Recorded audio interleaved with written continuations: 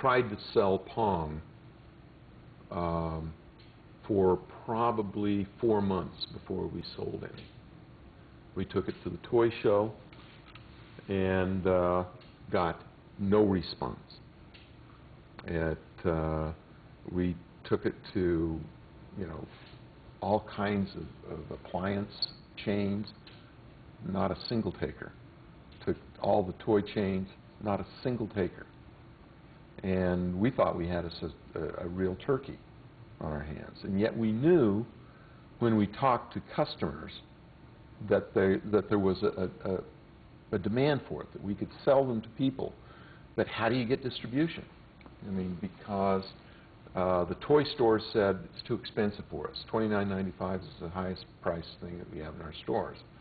You go to the appliance departments and they say, we can't have a $99 product because people want to finance it and we don't think it's going to be lasting that long. So we can't do that.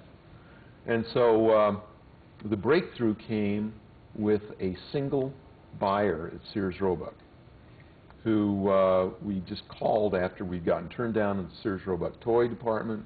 We got turned down by the Sears Roebuck appliance department, and he'd heard about it.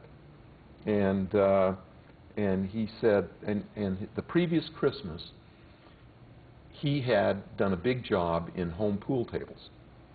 And this Christmas he said, pool tables in bars, what are else in there? And so he'd done a deal with somebody that did an electromechanical pinball machine. He says, and video games are in bars. Let me give it a try. And so we called him up, and he showed up on our doorstep the next day and said, how many can you produce? We thought we could produce maybe 25, 30,000. So we said 70,000.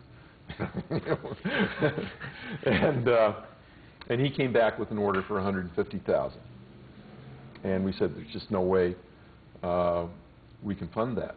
We just don't have the money. He says, don't you worry. I'll introduce you to Sears Bank, which he did. And then they advanced us 80% of the sales price the minute the unit fell off the end of the line into a bonded warehouse that we had. And so all of a sudden we had the funding, and if you have the money, you can figure out how to make 150,000. I actually think we made almost 200,000 that year.